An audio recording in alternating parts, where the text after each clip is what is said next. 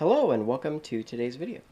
So as you can see on the workbench, I still have an AMC325. The cover's been removed on it, serial number 1357.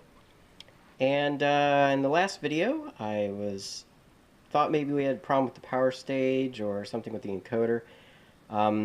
Actually turns out to be really simple. We had no ground connection between the motor and the controller. If you go back and watch the last video, you would see that my ground wire was clipped over to here, which is normally where I clip it for the motor controllers, for these AMC motor controllers, because the case is connected to ground, which makes its way through to the heatsink, which then makes its way to this board right here, this metal, which has all these screws in it.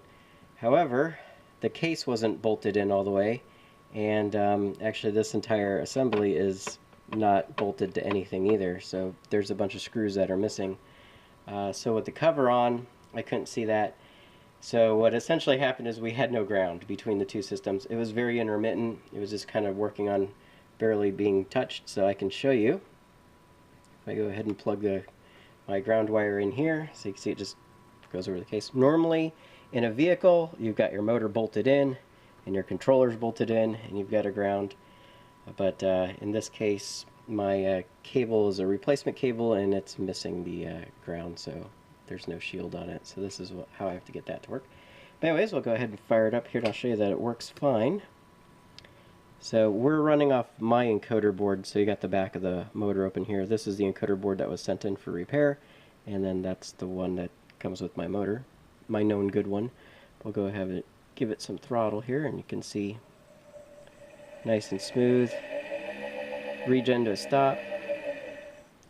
That works really well. Go ahead and flip it in reverse. Do the same thing. Hopefully you can see that spinning. If not, you can hear it. Regen to a stop. So yeah, that's working really well. Put it back and forward. What I can do is, here we'll just take the ground off and you'll get that familiar shorting out sound where it just doesn't want to run. We simply take the ground wire, we hook it back up, and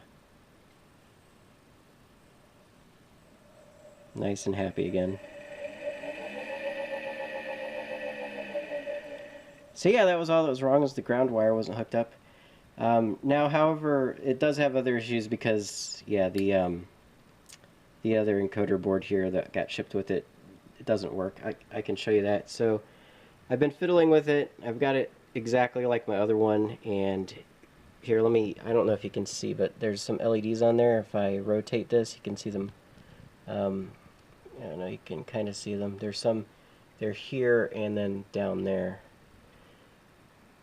You can kind of see them flipping. If I move it around by hand, yeah, it doesn't show up on the camera very well, but trust me, they blink. So if I were to power this down, and we're going to flip over to the other encoder, so if I plug it in the right way, so we'll go ahead and turn that on, turn that back on. You can see now we're on this one. If I were to rotate it, they just stay lit. They never actually toggle. And it's really hard to see. Actually, you know what? We'll kill the lights.